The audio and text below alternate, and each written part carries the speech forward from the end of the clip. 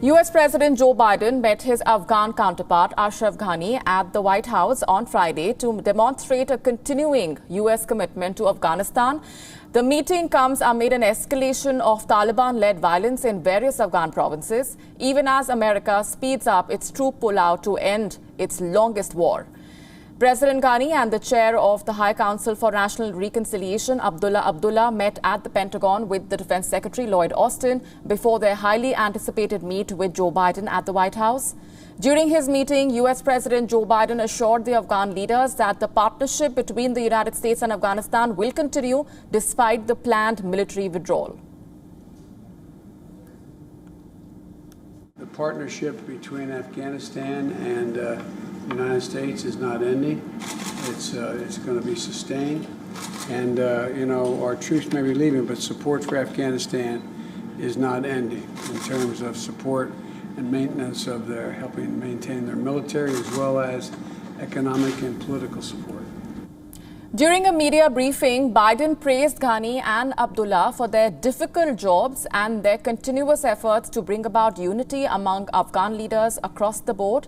He also said that people in Afghanistan will now have to decide their future and what they want in order to eliminate the growing Taliban threat from the region.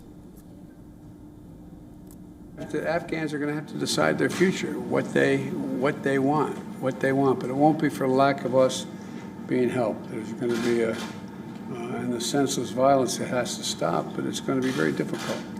But we're going to stick with you. Afghan President, meanwhile, offered his thanks to the US troops for their sacrifices in Afghanistan and suggested that the war-torn country now stands on the edge of a possible civil war, but efforts are underway to bring stability in the region.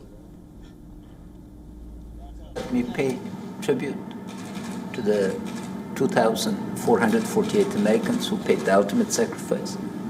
Over 1 million American veterans who've served with honor and dignity for your security and our freedom.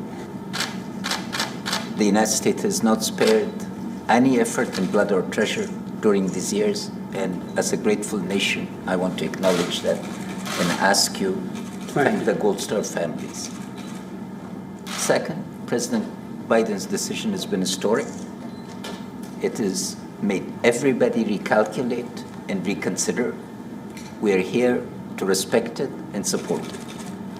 Third, we're entering into a new chapter of our relationship where the partnership with the United States would not be military, but comprehensive regarding our mutual interest. And we're very encouraged and satisfied that this partnership is taking. The head of Afghanistan's Peace Council on Friday said that long-stalled talks on a political settlement to decades of conflict with the Taliban should not be abandoned despite surging attacks. The former political rivals' two-day visit came amid a surge in violence across Afghanistan as Afghan forces struggle to recapture cities from the Taliban. The fighting has raised doubts over the long-stalled US-backed peace negotiations between the Taliban and the Afghan officials that began under the Trump administration in Doha last year.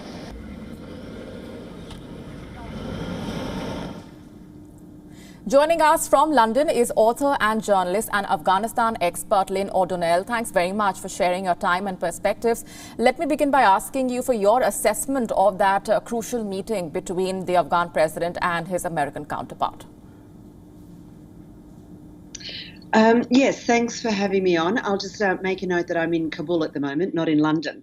I think that this does change things a little bit for President Ghani. He's overseeing a very corrupt, inept, unpopular government, and that unpopularity and the incompetence of the military rollout that he's overseeing is pretty much indicative of the way things have gone downwards since May the 1st. May the 1st is the deadline that the former President Trump did a deal with the Taliban for the withdrawal of US forces on, and Biden stuck with the deal, but he pushed the deadline for the withdrawal back to symbolically September 11, although it'll probably be all done and dusted within the next couple of weeks. So the message to Ghani at this point where really it's the end point for the military engagement of the United States is you've got to together and get your government unified so that you're presenting a